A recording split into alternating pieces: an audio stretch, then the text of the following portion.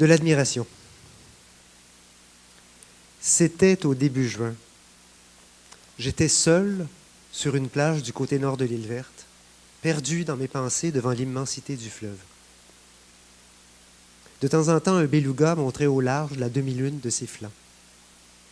La mer était calme, il n'y avait pas un souffle de vent. On entendait à peine le cancanage d'une petite famille d'eiders ou le cri lointain d'un goéland. La paix, la sainte paix, comme on le dit parfois très justement. Une promeneuse, la première de la journée, passe à 20 pas de moi et me salue. Je ne l'avais pas vue venir. Tiré de ma contemplation, je bafouille une salutation et pour expliquer ma confusion, j'ajoute « Excusez-moi, j'étais... »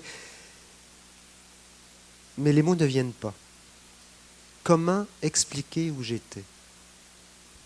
La promeneuse vient à mon secours. « Vous étiez en admiration, dit-elle.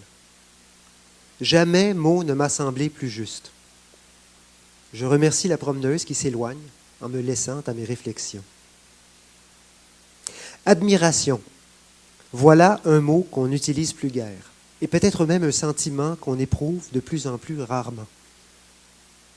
Sentiment de joie et d'épanouissement devant ce qu'on juge beau ou grand, nous dit le Robert, qui nous offre comme synonyme éblouissement, émerveillement, engouement, enthousiasme, extase et ravissement.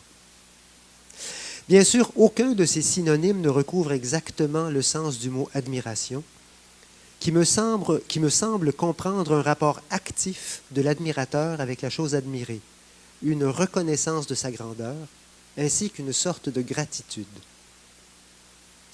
À notre époque désabusée, où « pas mal » est un compliment, et où le fun a supplanté la joie, le mot « admiration » passe difficilement. C'est que nous n'arrivons plus à considérer que quelque chose ou quelqu'un puisse nous être supérieur.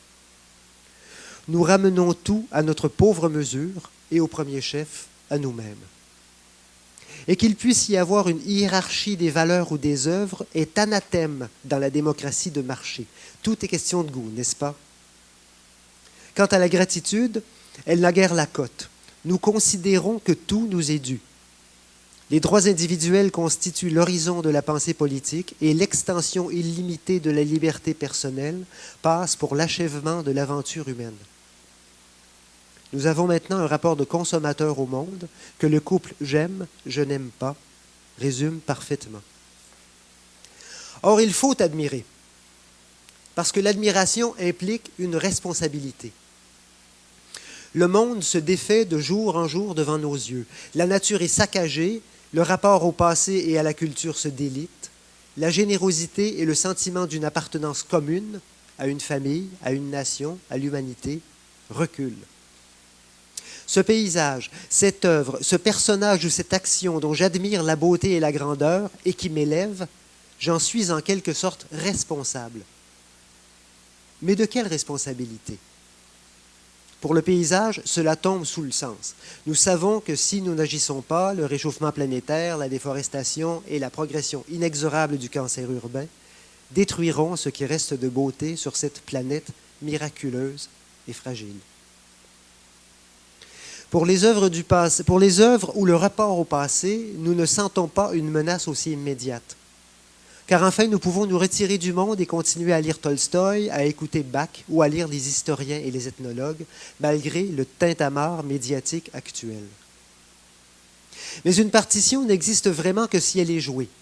Un livre n'existe vraiment que s'il est lu, et l'histoire et la culture n'existent que par une mémoire active.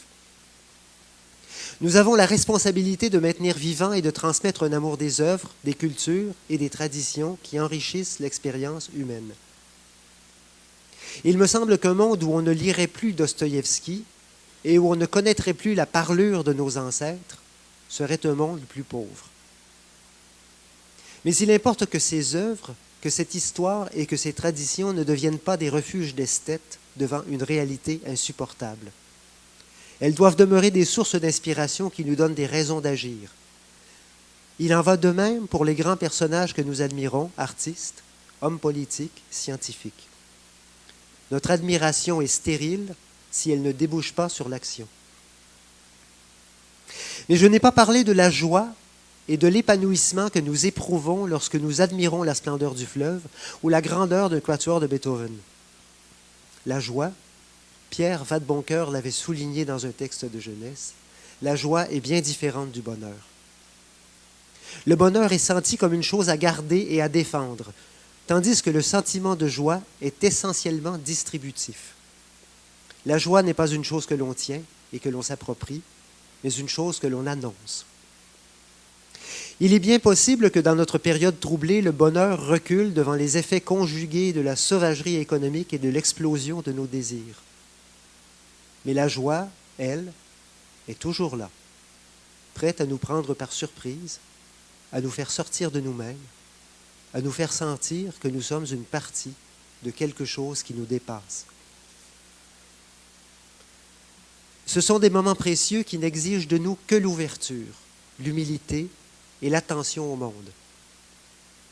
Ces moments où nous reconnaissons une beauté, une grandeur qui nous sont supérieures ne nous abaissent pas. Bien au contraire, ils nous élèvent. Et paradoxalement, cette beauté, cette grandeur qui nous semble inatteignable, ont besoin de nous. Nous en sommes les gardiens.